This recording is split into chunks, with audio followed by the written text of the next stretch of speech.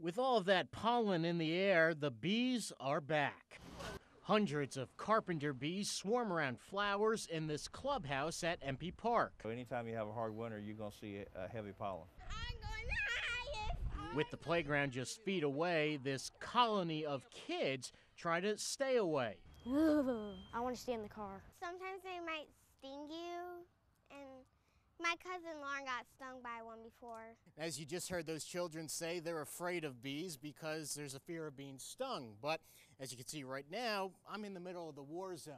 Unless these bees are provoked, well, then they'll pretty much leave you alone. They're really not aggressive, they're more defensive, and so as long as you don't bother them, they won't bother you. Working alongside these worker bees every day, Charles Harvey says he knows that if he's nice, they will behave. They get a little irritating when they in your ear all day. You know, that's about the only problem I have out of them. But usually they just doing their thing. Encountering these creatures may not be the bee's knees for some. They just creep me out. They're creepy looking. But by letting them do their thing, we can all be in the clear.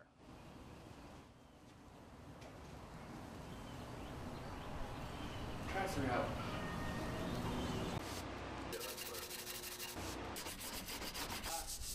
We're going to be doing graffiti removal. Today we've probably got about 5 of us. We're trying to hit some of the really, really bad stuff today. This one's going to be tough. I don't know what I'm going to use on that. They say the best stuff is elephant snot. The graffiti really perpetuates itself. The longer it stays up, the more it appears. The way to combat these idiots is to remove the graffiti as fast as possible. I hope it makes them mad. I'd like to catch one of them in the act one night.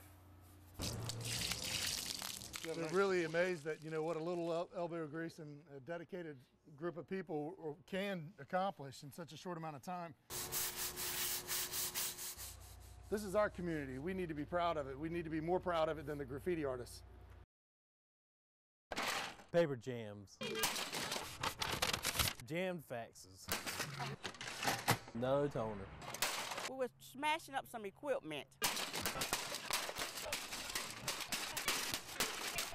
I worked with spreadsheets, answered the telephone 1,000,000 times, and then we came out here to have fun. The copy machine. It's always out of paper or it's always getting jammed up, and it's never fast enough. Now it looks like it's ready to go on. Yeah, how many errors did you process? Come on, baby. How many POCs did you do today? That's for every denial this week. Think of the phone company when the internet went down. When you're trying to finish up your work and then you see that little light blinking on there. You're trying to get finished to go home at 4 o'clock. And it's just not working. Oh, it felt great. We're tied to our desk, and when we get a chance to come out and just flex our muscles a little bit, it just makes us feel good all over. This was good. This was good. I'll contain it until next year at the same time, same day.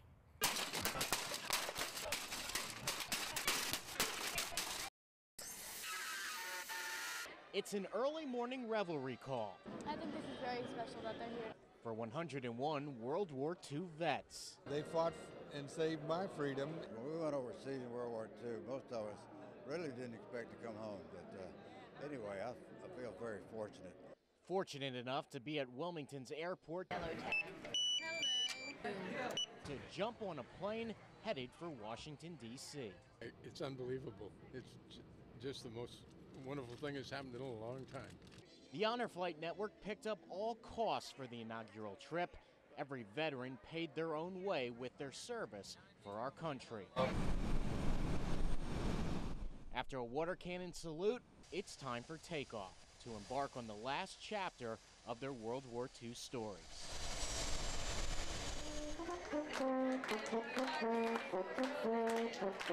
For 45 minutes later, whenever a flight comes in, we try and be here. Another stroll down memory lane with a welcome celebration. Thank you. I think it's awesome that we still have World War II veterans that are invited to our nation's capital to support. From Reagan Airport, the vets board the buses and head for their memorial. The World War II memorial was completed in 2004. This is a nice monument, one of the best. Until today, most of the veterans have only seen pictures or read about it. Our flag will be recognized throughout the world as a symbol of the freedom on the one hand and the overwhelming force on the other. Bill Meyer from Wilmington served in the Navy during the war. It's so beautiful. I am so thrilled and thankful to the people of Wilmington for sending us. You can't describe it because it's so enormous and it involves so many, it represents so many men that are here alive or weren't here. While many take snapshots on their cameras, veterans make permanent imprints in their minds. Many may never have a chance to return. Well, this is one of the greatest things I've ever seen. It's something I didn't think I'd ever have the pleasure of doing it. After an emotional day, the final chapter has been written. It's just our way of saying thank you.